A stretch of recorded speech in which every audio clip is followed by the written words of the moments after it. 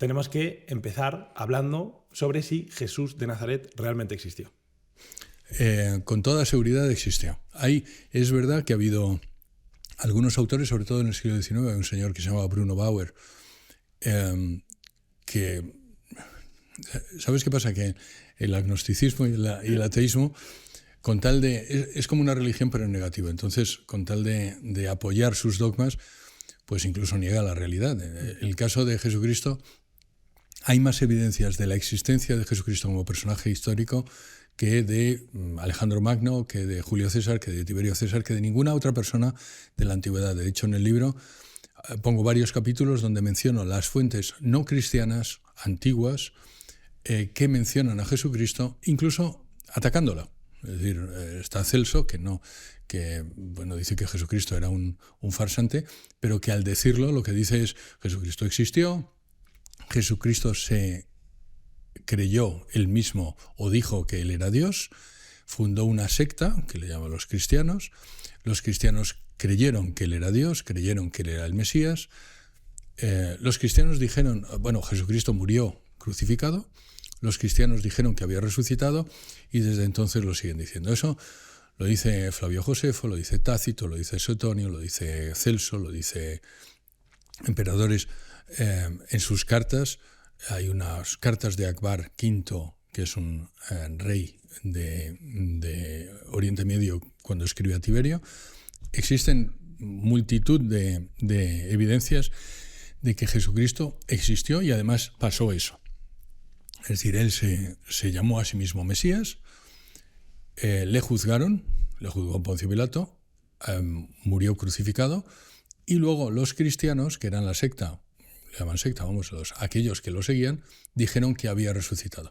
Y habían muchos testimonios de ellos diciendo que lo habían visto después resucitado. Entonces, no cabe ninguna duda de que Jesucristo existió. La última persona que lo dudó es un señor que se llama Wells, que era es un estudioso norteamericano, pero qué gracioso, cuando se estaba murió en el año 2019 o 2016, él dice, oye, pues que no, que estaba equivocado y que sí, que Jesucristo existió. Entonces, la no existencia de Dios, que si quieres la primera de las trincheras del ateísmo. El ateísmo se defiende por trincheras. Primero dice, no existió, luego lo demuestras que existió, y dice, bueno, pues entonces no dijo lo que creemos que dijo. Cuando demuestras eso, bueno, pues entonces era un mentiroso. Y entonces va, ¿sabes? Se busca un resquicio, el escepticismo busca resquicios para mantener siendo escéptico. No todos, ¿sabes? No todos los escépticos. Hay escépticos que son, yo creo, honestos intelectualmente, pero hay muchas veces que el escepticismo lo que busca es mantenerse. ¿Por qué? Pues porque hay una forma de vivir, porque tienes algo que no quieres cambiar y que sabes que si aceptas que Jesucristo es Dios, pues vas a tenerlo que cambiar y estás cómodamente asentado en algo que, aunque no es bueno y sabes que no es bueno, te es confortable.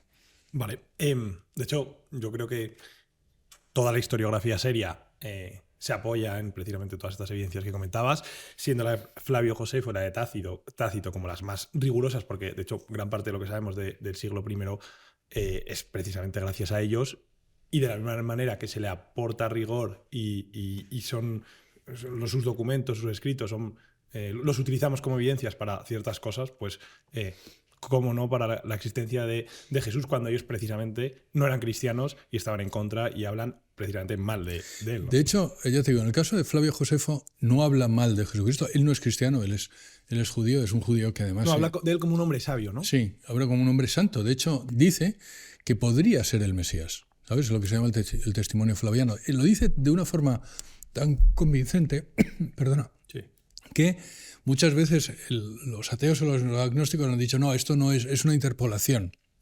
El testimonio flaviano es una interpolación cristiana, pero se sabe que no, y se sabe por qué no, porque en todos los ejemplares de Flavio Josefo de la Guerra de los Judíos está el testimonio flaviano, está exactamente igual en todas las copias que hemos recibido y además en todos los otros autores que menciona Flavio Josefo mencionan esto, con lo cual sabemos que Flavio Josefo escribió eso.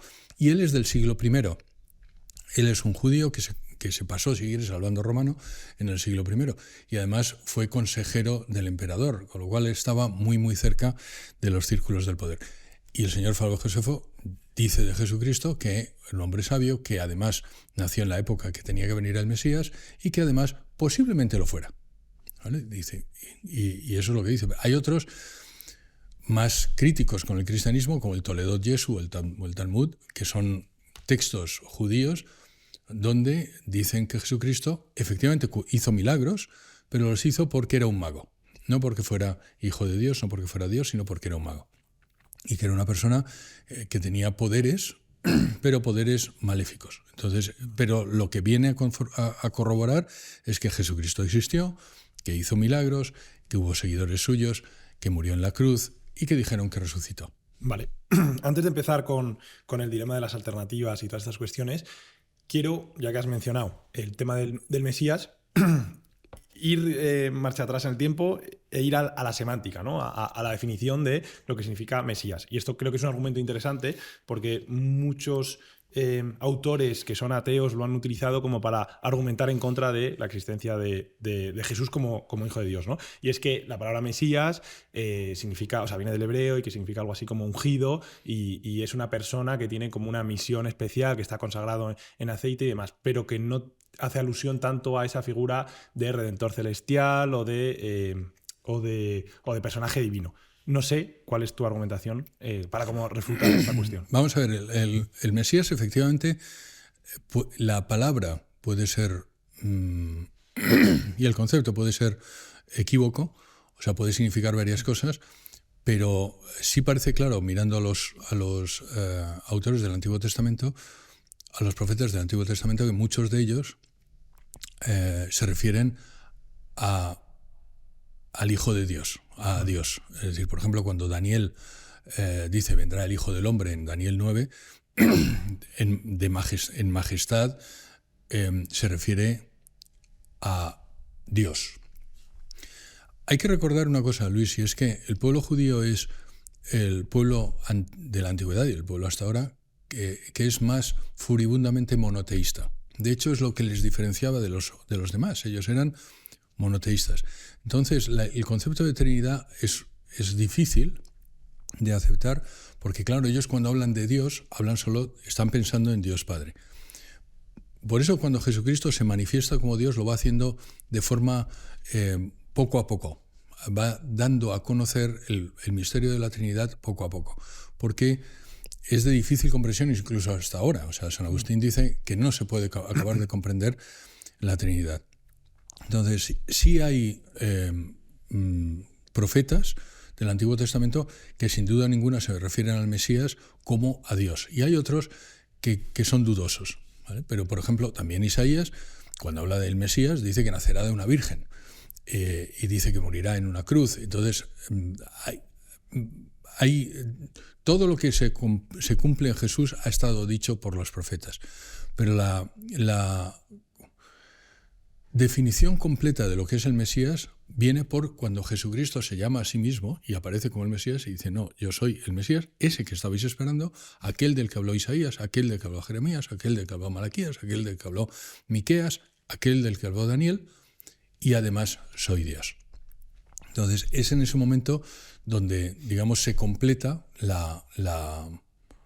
el concepto de Mesías. Tanto es así, Luis, que actualmente hay muchos judíos que se convierten al cristianismo porque ven en Jesucristo el cumplimiento de las profecías mesiánicas y se convierten al cristianismo aceptando que Jesucristo es Dios, el Hijo de Dios, y por tanto la segunda persona de la Santísima Trinidad. Ok.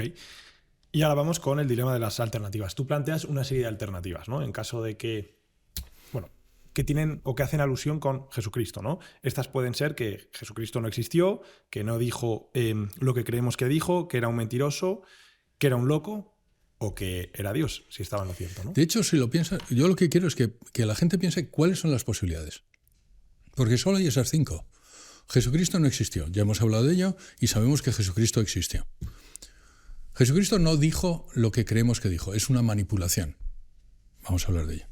Jesucristo es un loco, era un maníaco. Jesucristo era un mentiroso o Jesucristo era el Mesías. Lo pongo además todo con M. O sea, una manipulación, un mito, mentiroso, maníaco o Mesías.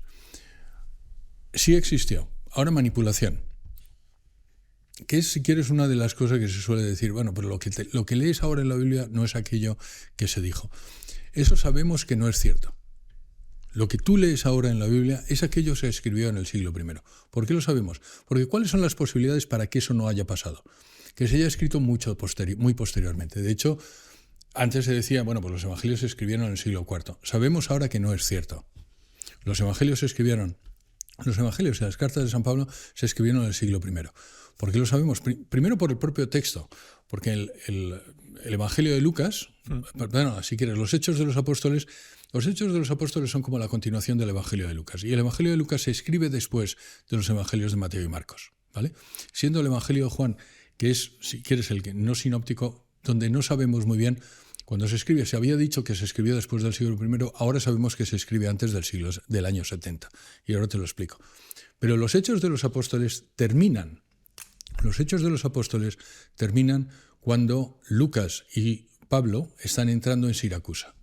Sabemos que Pablo muere en el año 60 aproximadamente. Con lo cual, los Hechos de los Apóstoles han tenido que ser escritos antes del año 60 después de Jesucristo. ¿Cuándo murió Jesucristo? En el 35, ¿no? En el 33-35. Vivió 33 años, pero puede haber habido un cambio entre el 33 y 35. Con lo cual sabemos que los Hechos de los Apóstoles se escribieron antes del año 60 y Jesucristo murió en el 35. Pero los Hechos de los Apóstoles son la continuación del Evangelio de Lucas. De hecho, está dedicado a la misma persona y le dice, aquí te cuento lo que pasó después de la muerte de Jesucristo. El Evangelio de Lucas es, por tanto, anterior, se escribió en los años 50. Pero sabemos que el Evangelio de Lucas se escribió posteriormente al de Mateo y Marcos, que se escribieron en los años 40, 30. De hecho, el Evangelio de Lucas dice, te voy a poner en orden aquello que ya se ha dicho y que además es conocido. Es decir, el Evangelio de Marcos y Mateo ya están bastante distribuidos. Con lo cual, el Evangelio de Mateo y Marcos se escribió en los años 40 como muy pronto, como muy tarde, 30 y tantos. Eso son 10 años después de la muerte de Jesucristo. Primera reflexión. Los evangelios y las cartas de San Pablo, que son anteriores, se escriben antes de que hayan pasado 20 años después de la muerte de Jesucristo.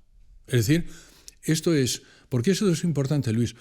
Porque yo no puedo decir que este podcast, nadie puede decir, Fernando no puede decir que este podcast está teniendo lugar en Roma, mientras haya personas que hayamos estado aquí y sabemos que estamos en Madrid.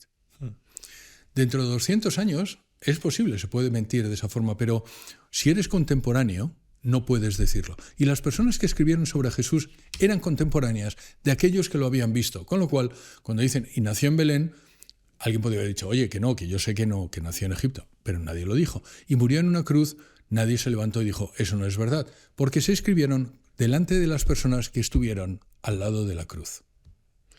El segundo problema podría ser, bueno, las copias son distintas. De acuerdo, se escribió entonces, pero las copias que tenemos ahora no son las copias y han sido tergiversadas, han sido amañadas.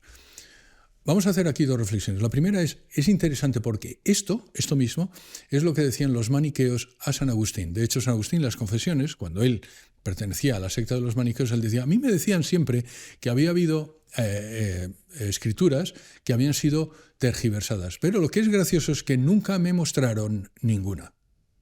Y ahora te voy a dejar. ¿Cuántas copias de los evangelios hay? Copias manuscritas de los evangelios hay. 4. 25.000 copias. Vale. 25.000. Hay más de 25.000. 6.000 en griego y el resto en otros idiomas, en copto, en latín. Ninguna de ellas tiene el supuesto texto no amañado. Y son copias que han aparecido en todos los lugares. ¿Dónde están las copias con los textos que no han sido amañados? Si alguien me dice, no, los textos los cambiaron, de acuerdo, se escribieron entonces, pero los cambiaron durante el proceso, ¿en dónde hay una copia de los textos no amañados? No existen. Y eso es lo que decía San Agustín. Dice, los maniqueos me dicen que esto ha sido tergiversado, pero nunca me han presentado un texto no tergiversado. Todas dicen lo mismo, Luis. Las 25.000 copias en distintos momentos, desde el siglo I hasta antes de la invención de la imprenta, todas dicen lo mismo. El 99.8%, porque además se ha mirado. dicen lo mismo. Con lo cual tienes la seguridad de que lo que tú tienes en tu casa es aquello que se escribió en el siglo I. Y luego, además, otra reflexión. ¿Para qué iban a amañarlas? Vamos a pensar, cuando alguien dice, no, realmente lo que han hecho es amañar el texto. ¿Por qué? Si todos murieron crucificados o martirizados. ¿Cuál era el objetivo de los primeros cristianos, o en el siglo II o en el siglo III, donde el cristianismo estaba perseguido, de cambiar los textos? ¿Para morir? O sea, si toda la idea es, vamos a echar un paso para atrás, la idea del que dice esto es una manipulación es alguien manipuló los textos para decir que Jesucristo es Dios cuando realmente él no lo dijo. ¿Verdad? Esa es la tesis. Sí. Bien, ¿por qué? ¿Por qué iba a hacerlo? No me sé los argumentos en contra. ¿Pero por qué iba a hacerlo? A priori no tendría... No tiene absolutamente... Te voy a decir por qué. Porque lo cierto es que al decir que Jesucristo es Dios, esas personas estaban siendo reos de muerte. Sí. Es decir, los primeros cristianos mueren precisamente por decir que Jesucristo es Dios. Resulta un poco absurdo. Yo entiendo que alguien mienta para sacar algún beneficio, pero no entiendo que alguien mienta para que le maten.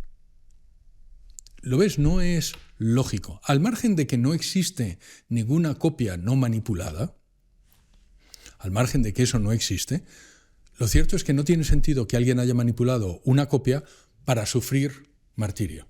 Yo voy a porque hay masoquistas, pero no hay tantos, y en el cristianismo no.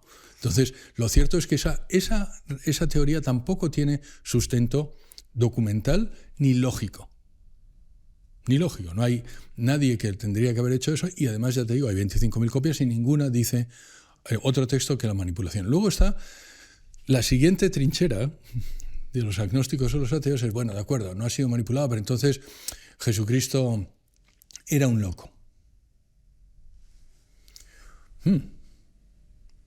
Vamos a ver otra vez a todos aquellos autores del siglo I contrarios al cristianismo, y ninguno, Luis, ninguno dice que Jesucristo estuviera loco.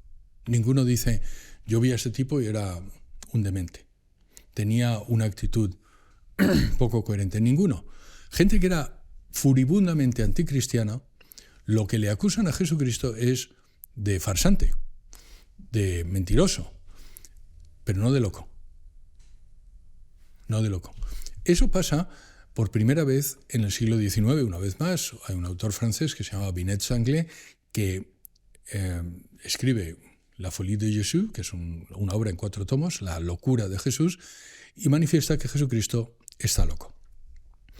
Es fascinante porque el señor Binet Sanglé, en el 4º tomo, reconoce que no ha leído los evangelios.